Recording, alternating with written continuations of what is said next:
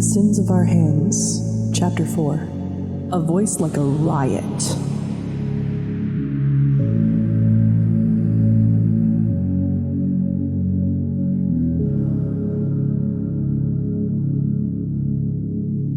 As a child, I remember my father took me and Raleigh Christmas shopping for our mother and grandparents. We left the suburbs and went to the city to go to the shopping plaza. There were so many people around, more than I had seen at local football games my cousins played in, more than I had seen at the amusement park we had gone to the summer before. It was both astonishing and petrifying. Some of the ladies wore skirts shorter than the swimsuits Aunt Lori wore in the summer. Some of the men towered over me like trees in the middle of the woods. Everything was so new, so exciting. I loved seeing all the people, observing them as they went about their business. Of course, this was until I was distracted by a hockey table. I stood by it, touching the puck and the slides, enjoying the cool sensation of the table. I was having fun with it and I wanted to show Raleigh, but when I turned around, both she and my father had vanished from sight. I searched around the area for them, but they were nowhere to be seen. Everywhere I turned was another stranger, another person looking at me as I got into their space. I had never been so scared in all of my life. As I sat behind the register while the cashier used the intercom to call for my father, I decided then and there to avoid overly populated areas, namely the city. I liked my life on the outside, avoiding the center of the universe. I liked being a side character in the world, having a boring life. I didn't want adventure. I didn't want conflict. Why couldn't I keep my head down?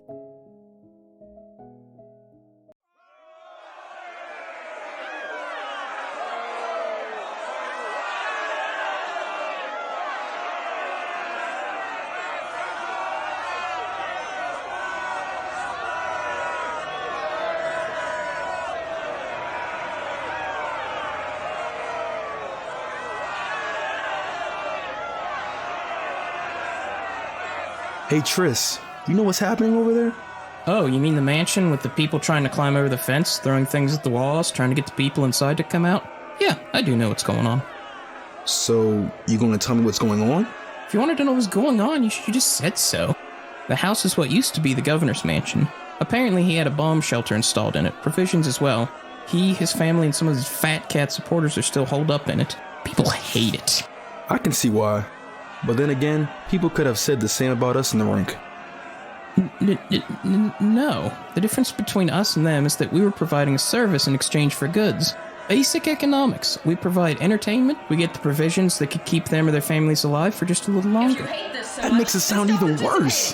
Hey, this is more important. Look, hot girl. Helping them meet their goal. To see change, you must turn against the machine that has outlasted our friends and families.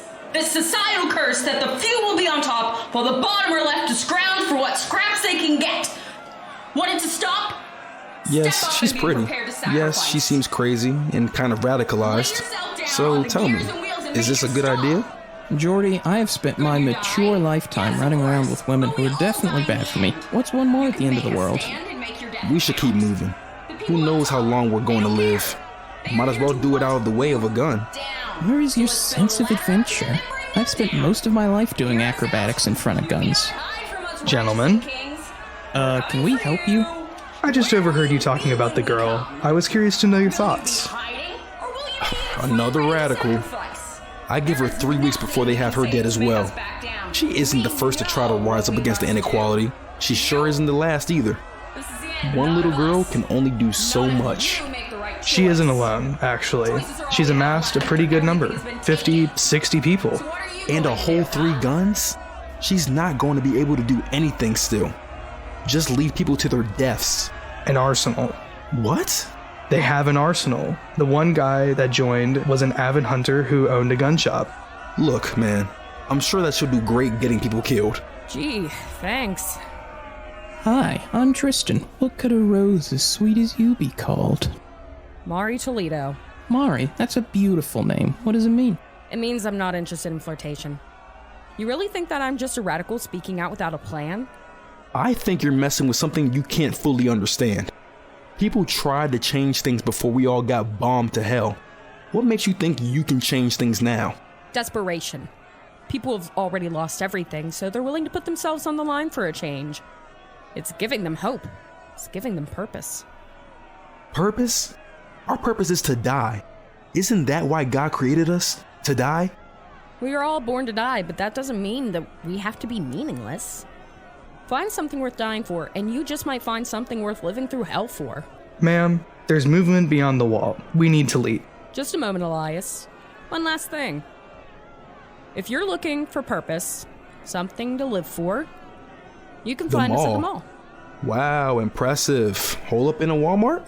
You pick a better spot to defend. Mari, we need to go. Now. I hope to see you both again. Go ahead and hold your breath on that one.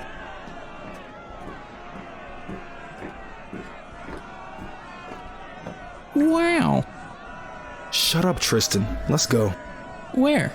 I don't know, just not here. Well, we could go with her. Why would we do that? For adventure, number one, but also, isn't this what you've been searching for? Purpose? I'm not searching for purpose. You're so right, excuse me. A reason to live or something to finally kill you since your father Leon told you that you'd go to hell for killing yourself. That was uncalled for. I could have phrased it better, but you needed to hear it. Don't think I haven't noticed these things. You have a choice here before you. You could go on and continue to drift, or you could go and try to help change things in this post-society. The mayor and the people in that manor have more food than anyone else out here. Shouldn't it be open to everyone? Shouldn't survival be something open to everyone? If Raleigh were here, would you do it? To fight for her? She's not going to go for you. I know, dude, but this could be something good for you to get out and put your heart into something. This could be really good. Fine, let's go.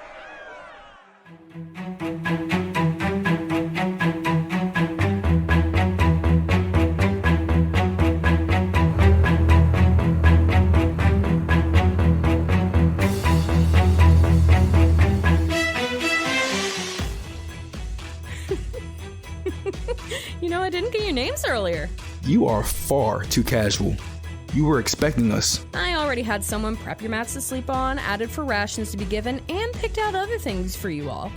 Well, I'm Tristan Buckley, and this is Jordan Hawley. We're best friends. I personally love ice cream, going to the park, dogs, and riding the metro so I can take people's wallets when it gets crowded. Charmed. I'll go grab one of my men to bring you to your mats. Welcome to the Afterlife Coalition, gentlemen. I'll leave you in Saul's capable hands. Saul? Jordan, look, I know you're not happy to see me, and I'm sorry. Jordan, cut it out! Jordan, Elias, Sean!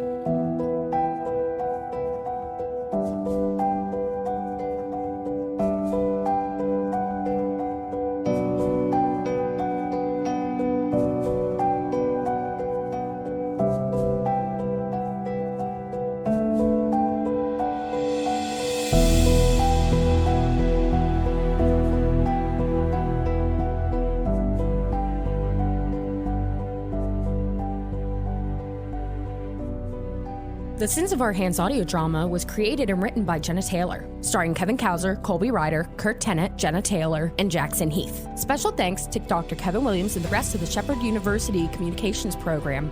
For more information, head to jennadrakecom.wordpress.com/capstone.